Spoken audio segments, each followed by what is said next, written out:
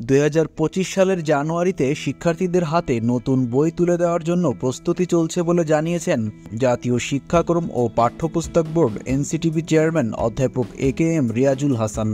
তিনি বলেছেন, 2012 সালের কারিকুলামের আলোকে বই পরিমার্জন ও টেন্ডার প্রক্রিয়া এই মাসেই সম্পন্ন করার চেষ্টা চলছে। রোববার দ্য ডেইলি ক্যাম্পাসের সঙ্গে আলাপকালে তিনি এসব কথা বলেন। নতুন বইয়ের জন্য 2012 কারিকুলাম অনুযায়ী যে বইগুলি তৈরি হয়েছিল, যেটা সর্বশেষ 2022 সালে গিয়েছিল মাধ্যমিকের, সেই বইগুলো পরিমার্জনের কাজ চলতেছে মন্ত্রণালয়ের পরিপত্রের আলোকে এবং উপদেষ্টা থেকে নির্দেশে। সেগুলো তো অনেক বই, আমরা এগুলো পড়তেছি।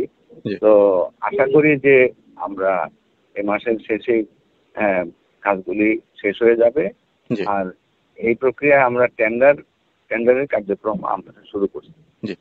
সুতরাং পরিমার্জন শেষে টেন্ডার হবে, বিষয়টা এরকম না, টেন্ডার আগেও হয়ে যাবে। পরিমার্জনের কাজ টেন্ডার হয়ে যাওয়ার পরে টেন্ডারের প্রক্রিয়ায় 15-20 দিন সময় লাগে, যে প্রক্রিয়াটা শেষ হইতে। তো সেই সময়ের মধ্যে পরিমার্জনের কাজ শেষ হয়ে যাবে।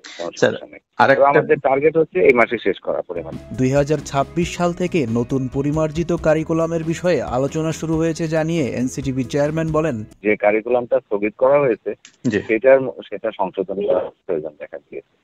এটাই হচ্ছে মূল ব্যাপার। তো সেই আলোচনাটাও শুরু হচ্ছে। আমরা এই বইগুলি দিয়েই আমরা ওই কাজে সিরিয়াসলি আমরা কাজ শুরু করবি। কারিকুলাম সবসময় নতুন হয় না, কারিকুলাম সবসময় পরিমার্জন হয়। সুতরাং কোন একটা জিনিস আমি যদি বলি যে সেটা স্থগিত করা হলো, তার মানে ওটা ফেলে দেওয়া নয়।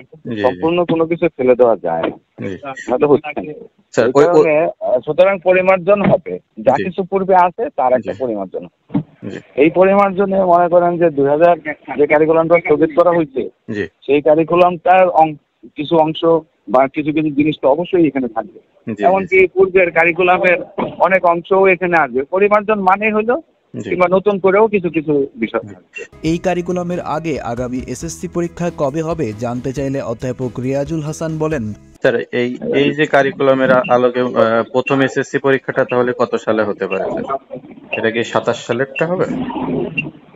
এইটা তো এককভাবে বলা যাচ্ছে না, এই বিষয়ে আমি এককভাবে তো বলতে পারছি না।